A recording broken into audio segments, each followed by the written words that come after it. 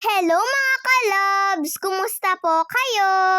Kagigising nga lang po namin ng pinsan ko dito. Dito po kasi siya natulog kagabi. Dinala po kasi siya ni Kuya Moymoy dito, kaya sabi ni Mama ay dito na nga lang daw po siya matutulog. At para hindi na nga din po maistorbo si nanay kapag natulog siya, si Papa nga din po ay bumangon na at nagkakape na nga din po May pasok pa rin po kasi si Papa ngayong araw. Nagising nga lang po itong pinsan ko dahil nung naalimpungatan siya ay bumangon na nga po siya kaagad dahil wala na nga po si Mama sa tabi niya. Ako na rin po pala yung magpainit ng tubig ni Papa sa pampaligo niya. Kailangan nga din po kasing gumamit ni Papa ng mainit na tubig dahil nga po sa pantal niya.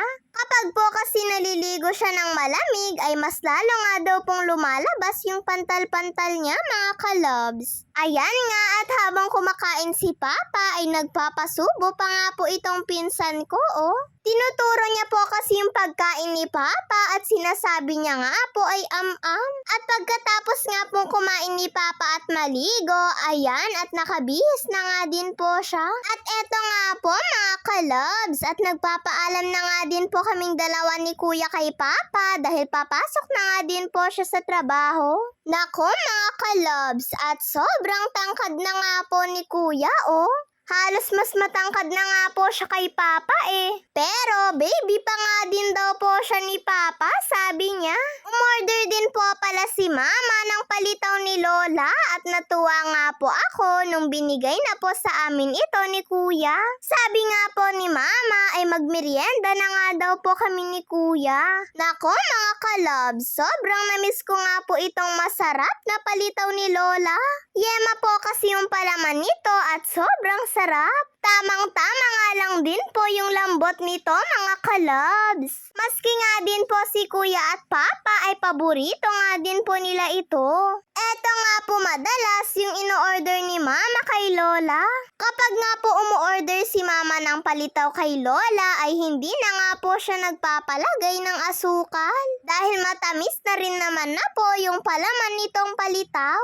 Pagkatapos ko nga pong kainin yung isa ay humirit pa nga po ako ng isa. Sobrang sarap po kasi mga kalabs, kung matikman nyo nga lang po sana ito. Sabi nga po ni Mama ay magpakabusog na nga daw po ako. Dahil pagkatapos niya nga daw pong maglaba ay isusunod ko naman daw pong labhan yung mga sapatos ko.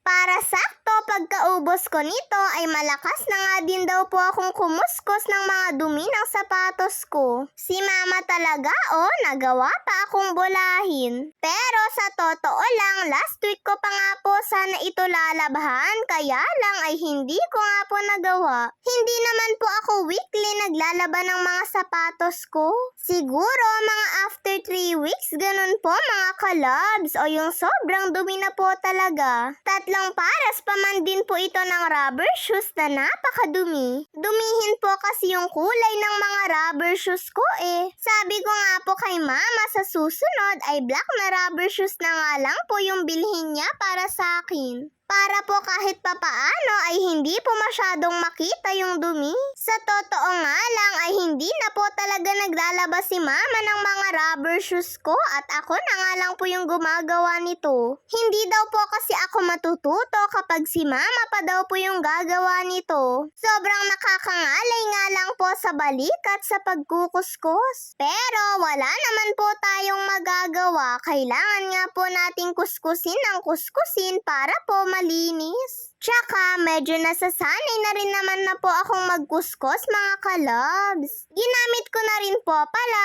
eto pong mga pinagbanlawan ni Mama ng damit namin. Pero hindi pa nga po tapos maglaba si Mama dyan. Sayang lang daw po kasi itong pinagbanlawan kung itatapon niya nga lang daw po. Tignan niyo naman at nakatutok pa nga po sa akin yung electric fan Mahal po talaga ako ni Mama at ayaw niya nga po akong pagpawisan. At fast forward na nga po tayo mga kalabs. Pagkatapos ko nga pong labhan yung mga rubber shoes ko. At pati na nga din po yung mga sandals ko. Eto nga at magbabanlaw na rin po ako.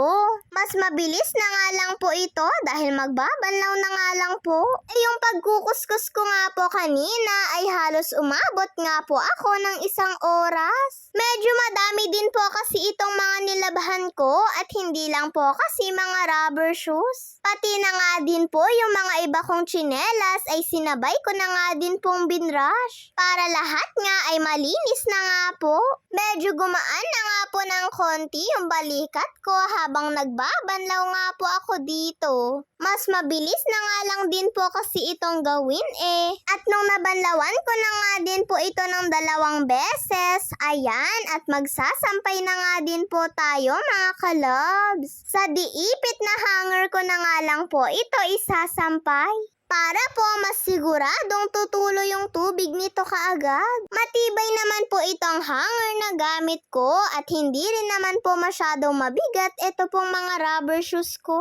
Ito nga pong 3 pares ng rubber shoes ko ay sa diipit ko nga po isasampay. Pero yung mga sandals at tsinelas ko nga po ay sa hagdan ko na nga lang po namin ito patutuyuin.